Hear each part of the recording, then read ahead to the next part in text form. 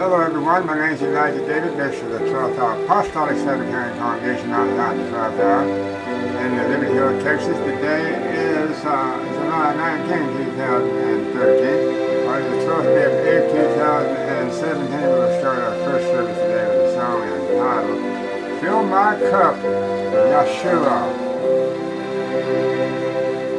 Like the woman at the well, I was seeking for things that could not satisfy.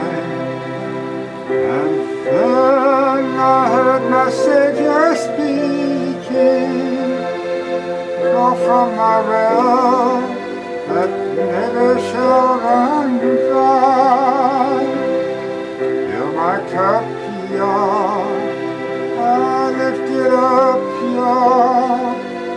Come and quench this thirsting of my soul. Bread of heaven, fill me till I want no more.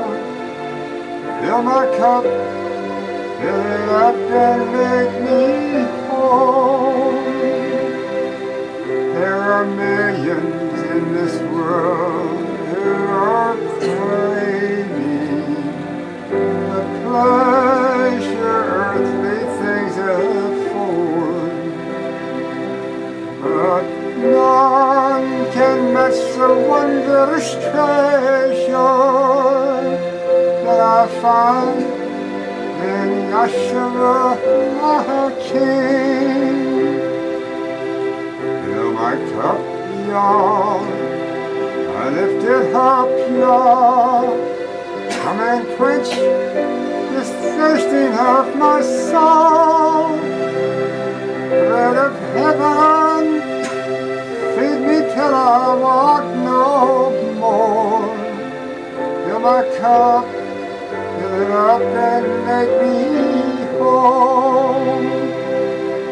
So my brother, if the things this world gave you, leave hungers that won't pass away, my blessed Yahshua will come and save you if you kneel to Him and humbly pray.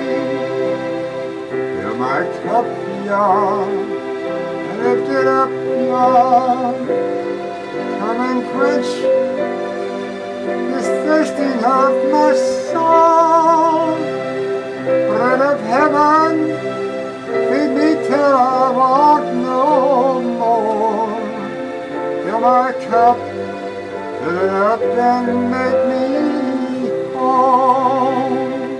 David's everlasting kingdom, Jerusalem. Okay, and now that's going to be part one of our series on the everlasting kingdom of the heaven that untypical David is in charge of. And it's another place that's also called the city of David. And we might just turn to some scriptures and see about the city of David. First, let's do the scriptures on the kingdom, the everlasting kingdom of the David. We'll start with Psalms 145:13.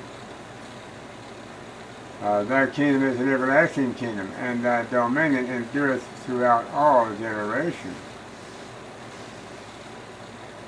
So David's dominion endureth throughout all generations. Now there are 7 dominions. Adam had the first dominion. But when David came on the scene 3,000 years ago and established his dominion, okay, so his domain is with the everlasting kingdom of heaven, which endures forever. And I'll read to you again. Psalms 145:13. Thy kingdom is an everlasting kingdom, and thy dominion endureth throughout all generations. Daniel 4:3. And Daniel's talking to Nebuchadnezzar now. He said, how great are his signs, and how mighty are his wonders. His dominion, which is talking about Yahshua, also because Yahshua's dominion is the same thing as David's dominion. All right. So his kingdom is an everlasting kingdom, and his dominion is from generation to generation. Now in Psalm 145:13, we'll read that again. Yahshua is saying, thy kingdom is an everlasting kingdom, and thy dominion endureth throughout all generations. Now David is talking about Yahshua, a kingdom. Daniel is talking about the same thing. Okay. Okay, Daniel 7:27. And the kingdom, this David's everlasting kingdom and dominion, and the greatness of the kingdom under the whole heaven, shall be given unto the people of the saints of the Most High, whose dominion is an everlasting dominion. His dominion, his kingdom is an everlasting kingdom, and all dominion shall serve and obey him. Okay. So 2 Peter 1:11. For so an entrance shall be ministered unto you abundantly into the everlasting kingdom of our Yahshua and of our King and our Savior Yahshua the Messiah. Now in Daniel 4:34, says, at the end of the days, I, Nebuchadnezzar, lift up mine eyes unto heaven, and mine understanding returned unto me. And I bless the Most High, and I praise and honor him that liveth forever, whose dominion is an everlasting dominion, and his dominion is from generation to generation. Now who is Nebuchadnezzar praising? He was praising Yahshua, the king of this world. That's the dominion he was talking about. But it says, the Father hath given his Son a dominion. Whenever he shed his blood on the cross, he gave him a dominion. And that was the dominion of King David, typical King David. And Daniel 7:14, and there was given him dominion and glory and a kingdom, and that all people, nations, and languages should serve him. His dominion is an everlasting dominion, which shall not pass away, and his kingdom that which shall not be destroyed. Now in Daniel 2:44 and 45, let's read that Daniel 2:34 and 35 again for review. Thou sawest till a stone, it says. Daniel's telling Nebuchadnezzar, he says, you saw up until the time that this stone was cut out of a mountain without hand. This mountain is the Seventh-day Adventist Church. The stone was cut out in 2002 at the third feeding pasture for the Seventh-day Adventists, and that's Mount Gilead. The branch Davidian Seventh-day Adventists with the angel of the seventh candlestick, the prophet to the Adventist Church, Brother W. Johnson, presiding over this mountain. Brother Johnson's in charge of this mountain.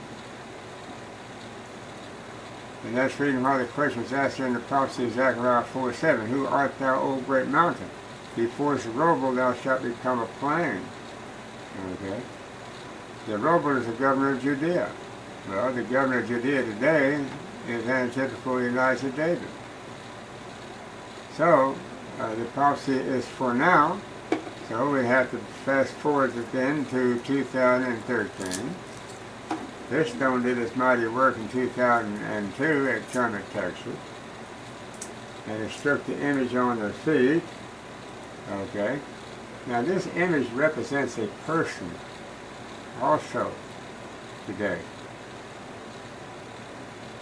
And Nebuchadnezzar took it to heart when Daniel told him that he was the head of gold.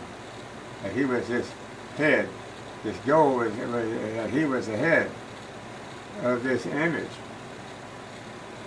Nebuchadnezzar took it to heart so that he went and built him, had him an image built, all of gold, 90 foot tall. all of gold. And that image that Nebuchadnezzar had was an image of him. That image looked just like Nebuchadnezzar.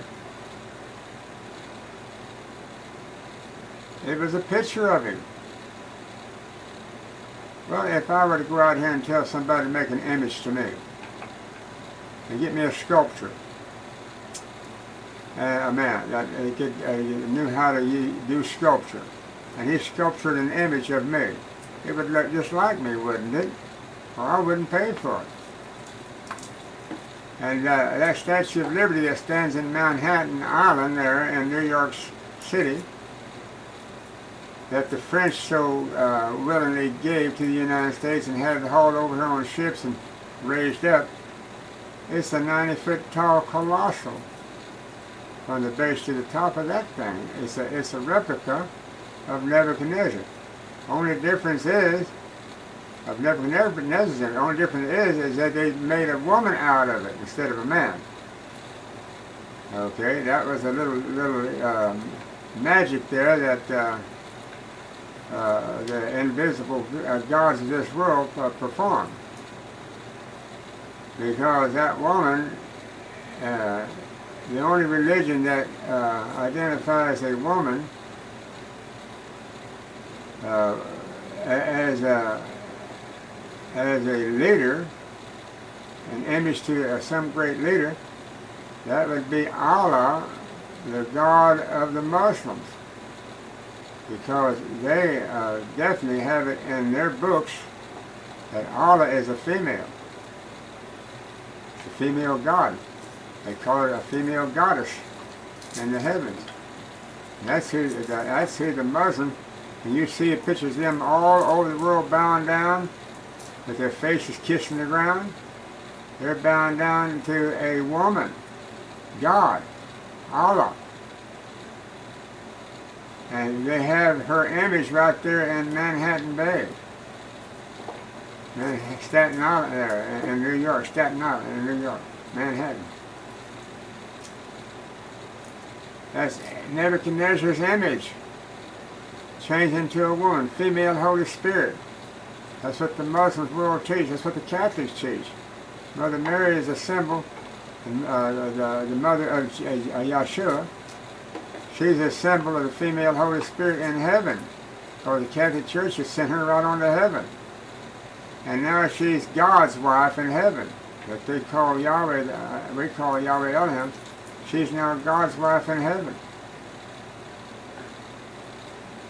The plot thickens, folks, as we unscramble and unfold all these mystic symbolism that has standing visible in this country of the United States and all over the world. Okay? So, this image represents a person. That woman, Statue of Liberty, there in Manhattan Island, greeting everybody that comes to these shores from across the waters from Europe. Says, "Come to me. You give it to me, you huddled masses. Bring it. Come on. I'll bring you under my wings. I'll bring you in, and I'll give you food, shelter, and raiment. And you can have freedom of religion. Any religion that you want to perform in this country, you can have. As long as you take out a tax-exempt 501(c) number from the IRS, you can have all the freedom of religion you want. But when you take out that tax number and know for surety that you become my slave, that you're going to do and teach your religion the way I will allow, or you won't teach it at all. So yeah, bring all your religions and you can perform them. But this woman, the statue of the woman, her religion is Muslim. And so now she lets all of her Muslim children come over here. She's bringing them over here by the millions, and they're building mosques all over the place, and they're tearing down the Protestant churches. They're destroying everyone that they can possibly destroy. You've heard of church burnings in this country. where people go around and burn down Protestant churches everywhere that they can. They burn down as many as they can before they get caught. Well, that's the Muslim sending out their destroyers to destroy the Protestant churches everywhere they can.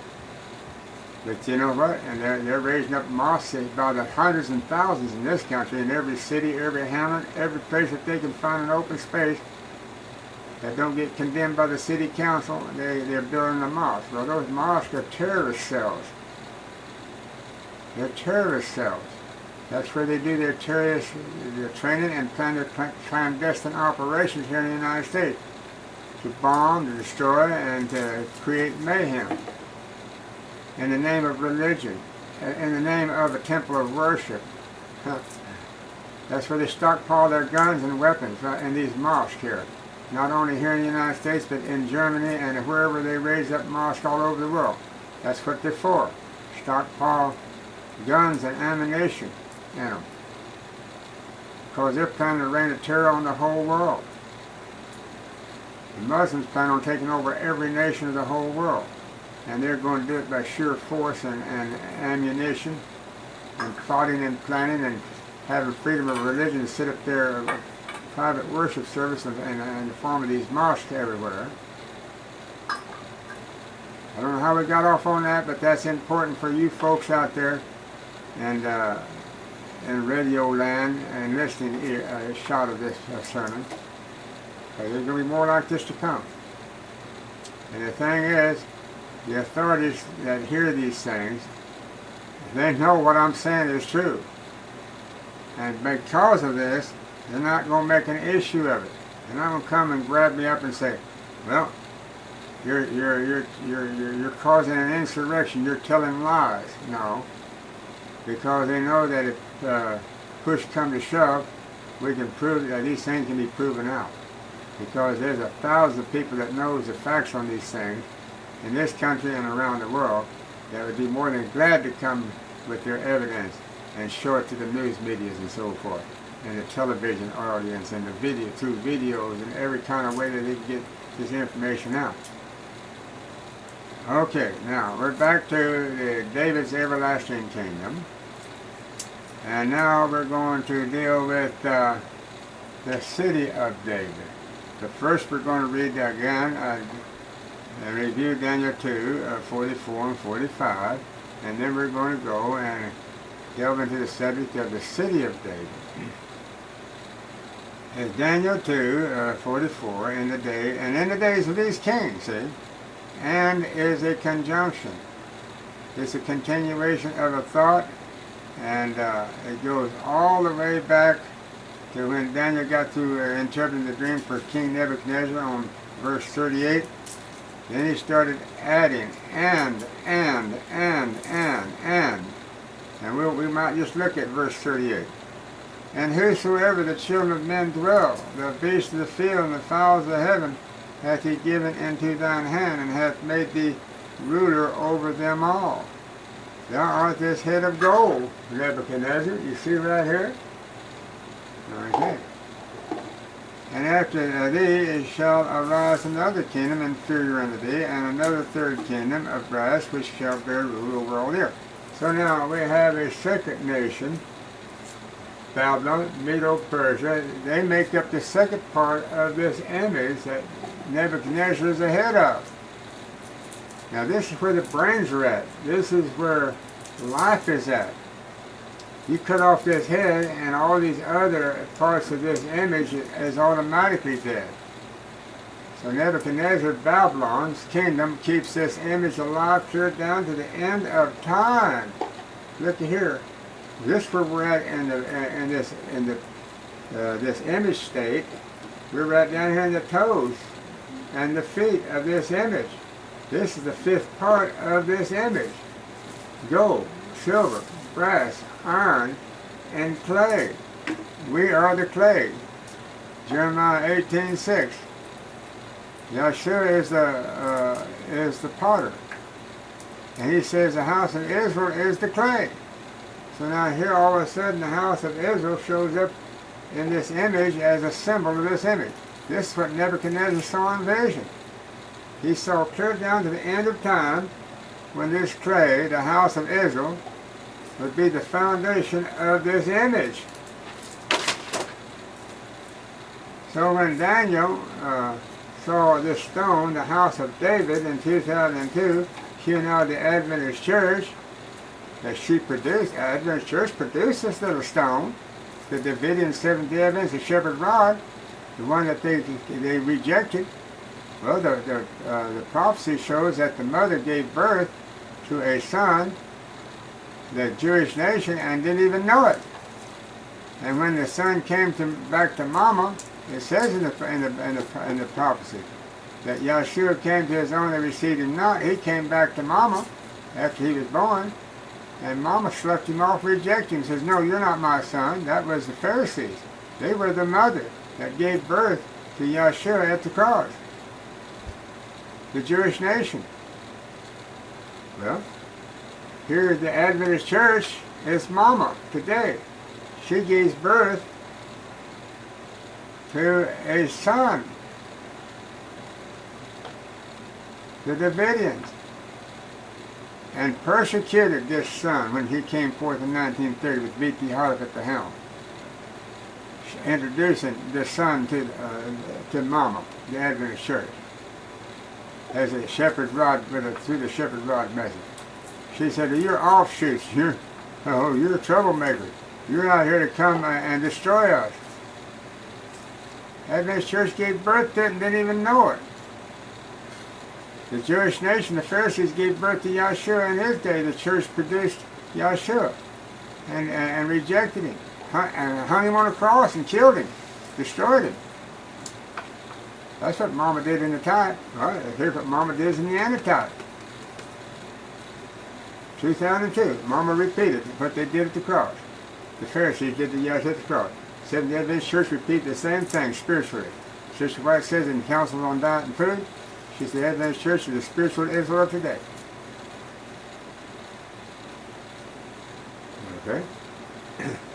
Now, not only this, but you see this little stone hewn out of this mountain without hand. This is the kingdom, everlasting kingdom of David. This represents a symbol also of the city of David, Jerusalem. And this is the New Jerusalem, the city of David. This little stone symbol that represents the everlasting kingdom of David. And you can go to Amos chapter 9 and read the prophecy on that, where he's going to raise up the tabernacle of David that had been fallen down for many centuries. He's going to raise it back up in these last days. Here it is, right here. Tabernacle of David, coming right out of the Adventist church. But it came through the third picking pasture, the branch Davidian Seventh-day Adventist, that I was with for 33 years, from 1970 to 2003. With Brother Johnson at the helm. He was my mentor for 33 years. The angel of the seventh candlestick, Brother W. Johnson. Okay. So now he says that Daniel's told Nebuchadnezzar, he said, "Now, and after these shall arise another kingdom inferior unto thee, and another third kingdom." Look here. Medo-Persia, the first kingdom after Nebuchadnezzar. Here's the third kingdom, Grecia. Now these Greeks are Greek Jews. They're Greek Orthodox Jews that are controlling Jerusalem today and Israel. This is where they came from, this third kingdom that was on this image. Okay. Here are the thighs and the legs of iron. Rome. Pagan Rome, Imperial Rome, atheistic infidels that was in charge of the temple there in Jerusalem. When Yahshua came to cleanse the temple, the Romans were in charge of it. Pagan Rome, the Catholic infidels today, descended from these two iron legs. Okay, they were in charge of the temple service, and the Pharisees were subordinate to them. The rabbis and the so forth of the back then, of the Pharisees and the Sadducees. Well, they were in control of the temple. And as long as they did it the way the Romans wanted it done, the Romans let them have free reign to persecute the believers in the Yeshua, the apostolic congregation that was in her midst. Now Daniel saw this image that he interpreted from Nebuchadnezzar somewhere around 600 BC, and this image has stayed intact. Actually from 538 BC. This image has stayed intact clear up to 2002. So this image stayed all together with 5 parts of it from 538 BC, Nebuchadnezzar. And Mystery Babylon has ruled the world for 2,500 years behind the scenes, until 2002, when and Nebuchadnezzar he saw up to this time, when this stone was hewn out of this mountain, he saw all of this. He saw over a 2,500 year period what his kingdom represented. And the reason why Nebuchadnezzar had an image of gold, all of gold made of himself, because Daniel told him that when the end of your vision comes, that's it. That's the end of you and Babylon and everybody else. And Nebuchadnezzar said, oh no, I'm going to make an image all of gold, and it's not going to be made up of 5 parts, as you see here. It's going to be all of gold. It means that it lasts forever. My kingdom will go through this world and into eternity. That's why he had that image made of gold. Okay. Now Babylon is repeating that image today. Babylon is repeating that image today. And so that's over there in the other chart that we have, showing this scarlet-colored beast and this woman riding on its back. That's the image that is being repeated today by Mystery Babylon. That's the reason why the woman riding the back of that scarlet-colored beast is called Mystery Babylon. Now, as I stated earlier, this woman rider, Revelation 17, has Mystery Babylon written over the top of her head. What makes it a mystery? Now, she started out here, right here, in the symbol of a line, 538 BC, Mystery Babylon, the first kingdom this side of the flood of Noah. Noah's flood took place in 2400 BC. Okay, so now you come down here, right down here, about 1500 years later. Babylon, the first kingdom this side of the flood, took place. It was set up in 538 BC. And Nebuchadnezzar in charge. And now we have the symbol of a bear that represents that second kingdom, Medo-Persia, the one made of silver, or that other image. Then you have this leopard-like beast symbol that represents Grecia. That's the Greek Orthodox Jews that turned out to be today. And then you have this nondescript beast with the 10 horns at the cross. Represents in pagan Rome that was in charge of Jerusalem. Now pagan Rome headquarters is across the Mediterranean Sea up north, clear on the other side of the ocean, of the Mediterranean. They've got their headquarters over there in a corner, in the northwest corner of the Mediterranean Sea on the north side, but they come all the way across the ocean, they come all the way to Jerusalem and overthrow the king of the south. That was Egypt. Egypt was in charge of Jerusalem until pagan Rome came over the ocean. Because, see, Egypt is directly south of Rome on the south side of the Mediterranean Sea, in northern Africa. So, Egypt's in charge, the southern kingdom. Pagan Rome on the north of the Mediterranean Sea is the northern kingdom. King of the north, king of the south. You've got a whole ocean separating the two of them. And now at the cross we have this fourth part of this image that Nebuchadnezzar saw. The fourth part was this here nondescript beast in pagan Rome. In other words, pagan Rome, you can't identify what she stands for. Religious-wise, she has no religion.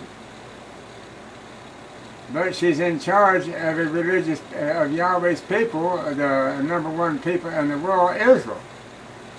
So how can somebody, a nation that is an infidel atheist, come down and take over Yahweh's true kingdom here on earth, the house of Judah, the house of Israel? Because the house of Israel has completely apostatized and rejected Yahshua, and they rejected their religion. They've forsaken and abandoned their religion, taught it a false religion that their forefathers set up with Moses coming out of Egypt. So by the time they got to the cross, 1,500 years after Moses brought them out with a true religion and true Israel out of Egypt, 1500 BC, by the time they got to the cross, 1,500 years later, they had completely apostatized their leaders, and they were no better than this nondescript beast, pagan Rome. They were atheist infidels too. When they rejected Yahshua, they rejected the Father, the Pharisees, making them atheist infidels, co-laborers with pagan imperial Rome. That's the reason why Rome let them run the temple. Because they knew they weren't teaching the truth. They knew they weren't representing the kingdom of heaven. So pagan Rome gladly let them run the temple. Because guess what? When those Orthodox Jews, those Pharisees would take in the money at the temple, what did they do with that money? They wouldn't give Caesar his part. Pagan Rome. They paid tithes and offerings into pagan Rome. And then those greedy priests and rabbis kept the rest of it to themselves. And the poor people that donated their tithes and offerings at the temple, they still remained poor. and ruled over by those hierarchy of those atheist, apostatized Pharisees and working with imperial Rome. No wonder when Yahshua come and to open up the bottomless pit with the key to the bottomless pit, that dragon stood before him to devour the man-child. Because he come to set them free. They said that dragon was in charge of all churches and in charge of all nations. He had 10 horns on his head. That red dragon represented Satan, showing that he was in charge of all the nations of the world. And he had seven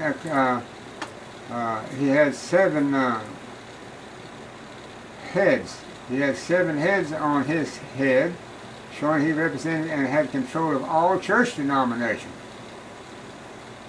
So when Yahshua came to give birth to the man-child, the Jewish nation didn't even know it. Said he came to his own and received him not. So now, what are we looking at? We're looking at imperial Rome. Now we're looking at today. We're looking at the feet of this image. We're looking at the feet now. Now, here's where we're at. See what it says in Daniel 2:44, and let's read again. And in the days of these kings, what kings? Those 10 horns that was on that imperial Rome that reached down to our day, and now those 10 horns are on this scarlet beast.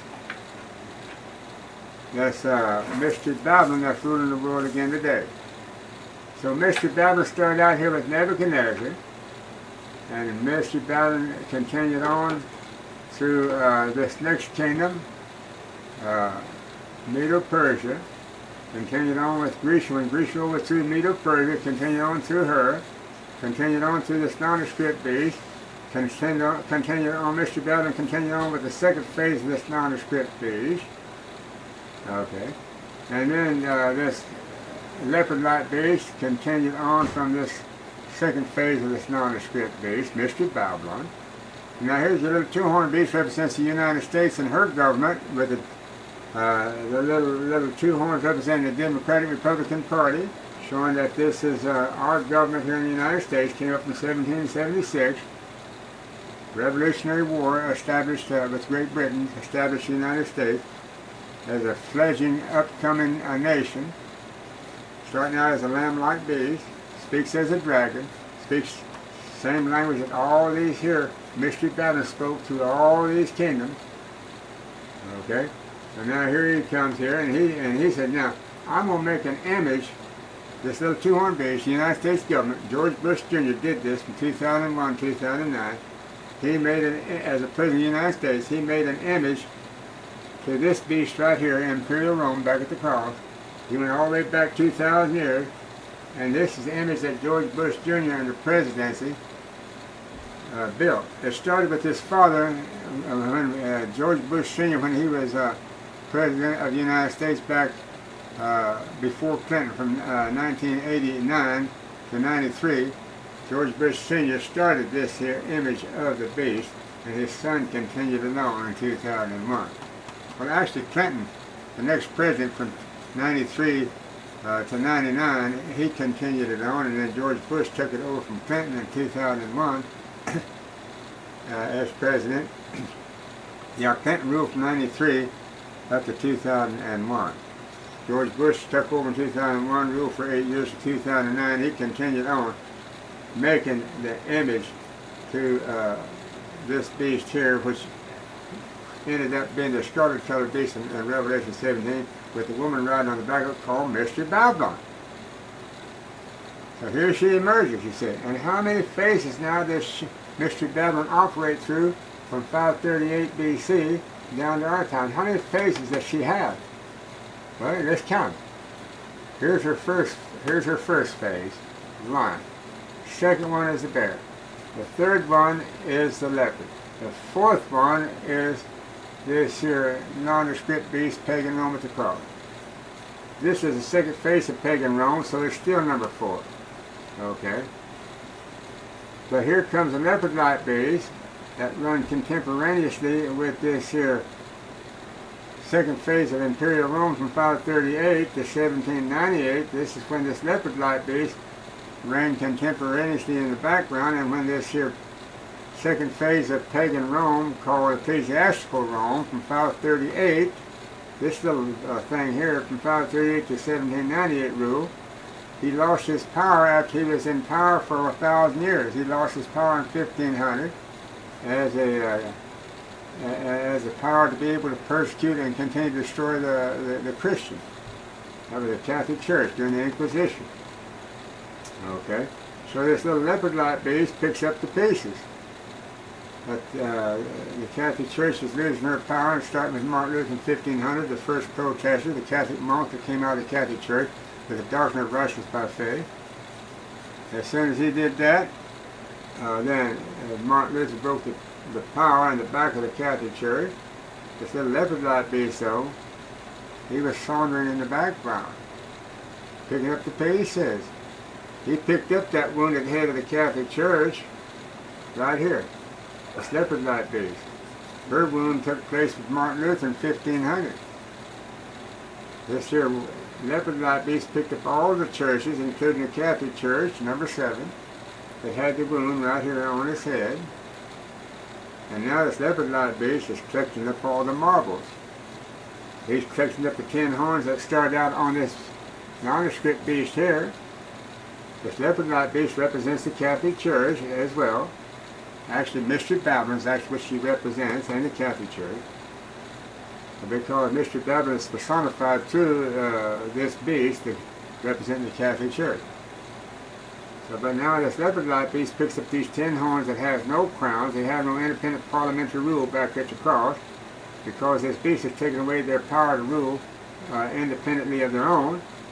Got all the nations collectively under his power at the cross, but now he's lost his power to reign over all the kingdoms of the world. So this leopard-like beast picks up Mystery Babylon, picks up these 10 kingdoms and gives them their independent parliamentary rule, puts crowns on the top of their horns. That represents all nations of the world. Now they have independent parliamentary rule. England proved that. She's still a parliament today, independent parliamentary rule. She was one of these here horns. that had a crown put on her. She still got her crown today. Okay? So now, here comes this here leopard-like beast, and he emerges. And when does he emerge? Well, he emerged right here in 1776 at the Revolutionary War, the rise of the United States, Revelation 13:11. This leopard-like beast came up out of the sea. Okay, 1776. Okay, and then this little two-horned beast was born. When was he born? Making an image of the beast. This little two-horned beast is actually born. Well, he was born in 1776, but he didn't show up for what he was really, who he really was, and what he was predestined for, until actually he made his appearance in 2001 in the form of George Bush Jr., the President of the United States, for 8 years, from 2001 to 2009. So, this is when he showed up in the real person. Now, this little beast speaks as a dragon, meaning Satan is right there speaking through him. Satan is the one speaking through our United States government in Washington, D.C. So he said he spake as a dragon, and this little two-horned beast represents the United States government. Okay, if he speaks as a dragon, then it means that Satan is speaking through the President of the United States. And through our Congress and Senate, our lawmakers. That gives the President his power to execute judgment and justice the way he wants to, as long as the Congress and the Senate gives him his power, and that's these little two horns right here on this lamb-like beast. Now, this little beast right here makes an image right here. Now, folks, where are we at in the stream of time? First, this little two-horned beastie brings the woman forward, the Mystery Babylon brings her forward. 2001, this little beast right here brought this woman forward, Mystery Babylon, and set her up on all churches, denominations. And what makes all these 7 heads representing all churches here of the United States and the world, all the Protestant churches now. Now notice this here 7th head on this beast here that had a wound. Hear that red blood running all down his face. All of a sudden, he's healed. So the Catholic Church, along with all the other Protestant churches, have been healed. And in 1963, the Catholic Church, the Pope called all these heads to come to Rome for a unification. And so they had the Vatican in 1963. The Pope headed up the Ecumenical Council of Churches. Same thing that Constantine did in 319 A.D.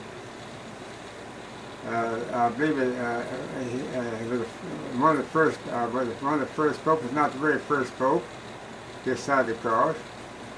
Constantine called an Ecumenical Council of Churches. Had all the churches come together and issued a decree that they should change the day of worship from the 7th-day Sabbath to this day of first day of the week, Sunday. Ecumenical Council of Churches, and the church went along with it and gave Constantine his power to initiate, to get this thing done. And so by 476 AD it became law. And then by 538 AD it was put into executive operation. And anybody that wouldn't, that kept keeping the 7th-day Sabbath and all those other holy feast days, they were burned at the stake. So it took a little bit of time from 319 to 538 AD to make it an international law where one church operation, the Catholic Church, could actually carry out the executive order and start killing people for not observing, for that continue to observe the holy days.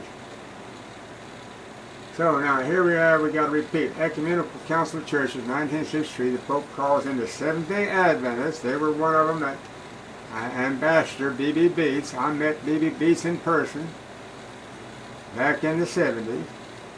in Texas. I met him here in Dallas one day. Had a potluck dinner for Adventists. I was there at the meeting, and he was there to give a talk to the Adventists. And I approached him and asked him and told him that I knew about him representing us as our ambassador for the Adventist Church at the Ecumenical Council of Churches there in 1963. So I asked our ambassador for the Adventist Church, why did he go over there and agree with the Pope that we would join up this Ecumenical Council of Churches and be a part of them? I know what you did. You told the Pope that you was delivering the Adventist Church, that we have, that you was representing the Adventist Church, that she had, the President of the General Conference had agreed to send his ambassador, B.B. Beach, to Rome at that church meeting, and to agree with the Pope that the Adventist Church was behind him being the head of this ecumenical movement all over the world. And what was the reason for that meeting? The Pope called all Protestant churches, including the Adventists. They had the Mormons there, they had the Jehovah's Witness people there, they had all the occult churches there, the Mary Baker Eddies, the Scientology, and all of those, Hubbard, that was the head of Scientology, had them all there, agreeing with the Pope that we would teach his brand of the gospel only, collectively as a unified congregation of churches. And we would teach one brand of doctrine all over the world to all nations to show that we're in unity with the Catholic Church. And so they all agreed to that, and they signed a contract with the Pope. But that's what they were to do. And they stuck to it. And what was the main doctrine that the Pope demanded that all religions teach? One doctrine. That the Trinity is made up of three heads but one body. That Trinity was the Father, the Son, and the Holy Spirit, all representing only one entity, one person, and that was God the Father. That Jesus was very God in the flesh, and that the Holy Spirit was God in the Spirit, and God the Father, the head, was the Father. But by virtue of this Trinity, of the three becoming one, so it made Yahshua then the very God in the flesh, because there in John chapter 1 it happens, the way that the chapter is worded, is, they can interpret it very easily to mean that Yahshua is God in the flesh. And in the Gospels it's worded in such a way. So now the Catholic Church invents the doctrine of the Trinity. You won't find Trinity in the Bible. You won't find that word at all mentioned. You won't find that doctrine taught in the King James Bible at all. But you find it in the Catholic Church. And the Catholic Church, once they got everybody agreeing and signed the contract, all churches of the world, to teach that one doctrine and only. And what was that one doctrine he headed up as being entitled? But Paul says, I desire to teach only one thing, and that's Yahshua and Him crucified. So the Catholic Church said, now we're going to teach collectively that one doctrine. We're going to teach that Yahshua is part of the Trinity, and there's only one God, and that's Jesus Christ in the flesh. The rest of them don't exist no more. And we're going to teach Him crucified, and then we're going to make a cross and put an emblem of Him on the cross, and we're going to hang it around our necks, showing that that's where He's at today. He's a dead Christ, He's a dead God, hanging on a cross, a symbol of a cross. And we can never teach that. We can never teach the doctrine that He came down off of that cross, went into the tomb for a day or so, and then was resurrected and ascended into the heavens. We cannot teach that he was resurrected from the grave. We cannot teach that. Well, where did the Catholic Church get that doctrine from? That there was that Yahshua never resurrected. They got it from the Sadducees. They taught back then, the Sadducees and Pharisees in charge of the Temple Mount at Jerusalem. They taught that there wasn't going to be any resurrection. You will find out in 1 Corinthians chapter 15, Paul is talking about that. The Sadducees said, no, there ain't going to be no resurrection. Well, the Catholic Church comes along and said, that's the best doctrine we can establish. If we can keep Yahshua dead on the cross, we don't even have to show him coming down off the cross and going into the tomb and then resurrection. We don't even have to show that. We just show him that he's still on the cross as dead. And that's all the further Catholic Church ever went with that doctrine. They didn't go with the fact that he came off the cross, went into the tomb, and then resurrected, and went into the heavens as our great high priest, shedding his blood on a daily basis. Because if they do that, then they can't teach their false doctrine of the wine and the emblems about that representing Yahshua's blood and those emblems representing his body when they eat it. They can't teach that, their concept of the blood sacrifice, which is a bloodless sacrifice the Catholic Church teaches. But Yahshua teaches a blood sacrifice, a resurrection. And he teaches also that if he don't resurrect, there is no hope for mankind. There's no resurrection of anybody if Yahshua don't resurrect. All those that had died and went into the grave from Adam clear down to the cross certainly would never resurrect. And that's what Paul said in 1 Corinthians 15. He said, if he remains dead and in the grave, then we're yet without hope, and we're yet within our sin. And there's no hope for us. So the Catholic Church keeps him dead on the cross, and there's no hope for humanity, those that joins up with the Catholic Church today. The only hope that you have is through that vicegerent, the Pope, which calls himself the God of this world. Satan calls himself the God of this world. So who is this Pope personifying? The God of this world.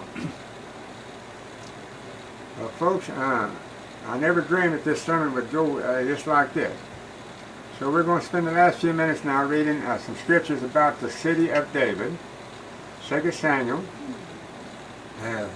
5 verse 7. Nevertheless, David took the stronghold of Zion. That's up on the Temple Mount there, where they're fighting over today there. The same is the city of David. 2 Samuel 5:9. And so David dwelt in the fort and called it the city of David, and David built round about from Milo and inward. 2 Samuel chapter 6:10. So David would not remove the ark of the Yahweh unto him into the city of David, but David carried it aside into the house of Obed Edom, the Gittite.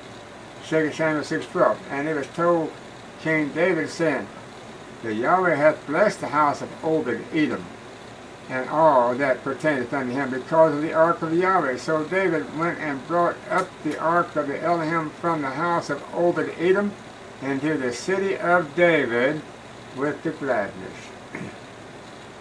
Now, we've got about 3 minutes left here.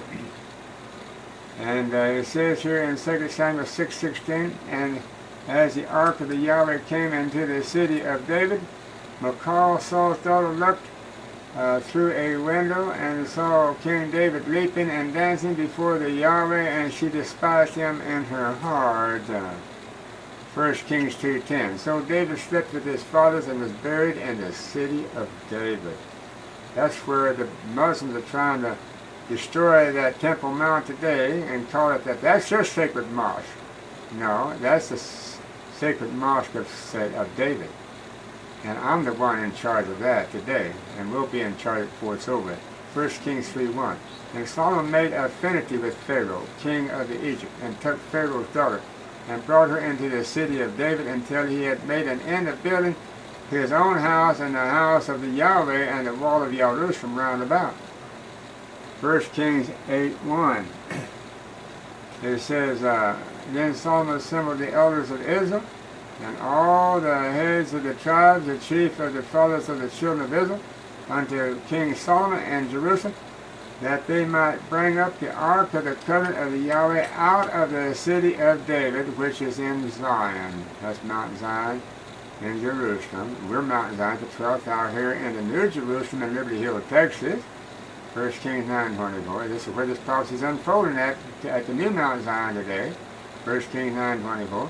But Pharaoh's daughter came up out of the city of David unto her house, which Solomon had built for her. Then did he build Milo. 1 Kings 11:27. It says, and this was the cause that he lifted up his hand against the king of Solomon, built Milo, and repaired the breaches of the city of David his father. 1 Kings 11:43. And Solomon slept with his fathers and was buried in the city of David his father, and Rehoboam his son reigned in his stead. 1 Kings 14:31. And Rehoboam slept with his fathers and was buried with his fathers in the city of David, and his mother's name was Naamah, and Ammonitis, and Abijam his son reigned in his stead. 1 Kings 15:8. And Abijam slept with his fathers, and they buried him in the city of David, and Asa his son reigned in his stead. 1 Kings 15:24. And Asa slept with his fathers, and was buried with his fathers in the city of David his father, and Jehoshaphat his son reigned in his stead. 1 Kings 22:50. And Jehoshaphat slept with his fathers, and was buried with his fathers in the city of David his father, and Jehoram his son reigned in his stead. 2 Kings 8:24. And Jehoram slept with his fathers, and was buried with his fathers in the city of David. And Hazael his son reigned in his stead. 2 Kings 9:21. For Jehoshaphat the son of Shemaiah, and Jehozabad the son of Shomer his servant smote him, and he died, and they buried him with his fathers in the city of David, and Amaziah his son reigned in his stead. Now, we're going to bring this to a close and read a few more scriptures. It says in 2 Kings 16:20, it said, and Ahaz slept with his fathers, and was buried with his fathers in the city of David, and Hezekiah his son reigned in his stead. 1 Chronicles 11:5. And the inhabitants of Jabes said to David, thou shalt not come hither. Nevertheless David took the castle of Zion. This first time that word castle showed up, which is a city of David. And it says in 1 Chronicles 11:7, and David dwelt in the castle, therefore they called it the city of David. And that was later changed to Jerusalem. 1 Chronicles 13:13. So David brought not the ark home to himself so David brought not the ark home unto himself unto the city of David, but carried it aside into the house of Obed-Edom the Gittite. Okay, well, we've been into that once before. This brings in verse 30. This our contacts us at the 11th hour call. That's number 11. Click on our audio archive. We're going to close now with a song entitled Yah and I.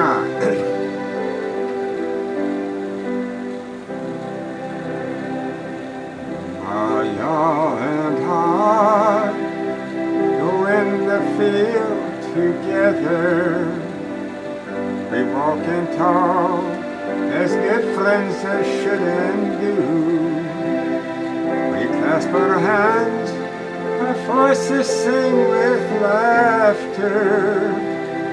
My Yah and I walk through the meadows here. We clasp our hands, our voices ring with laughter. My Yah and I walk through the meadows here. He tells me of the years that went before me, when heavenly plans were made for me to be. When all was but a dream of dim conception, to come to life as verdant glory see. When all was but a dream of deep conception, to come to life as verdant glory see. My Yah and I will go for aye together. We'll walk and talk, and just as good friends do. This earth will pass, and with this common trifle, But Yahshua and I will go on unendingly. This earth will pass, and with its common trifle, but Yahshua and I will go on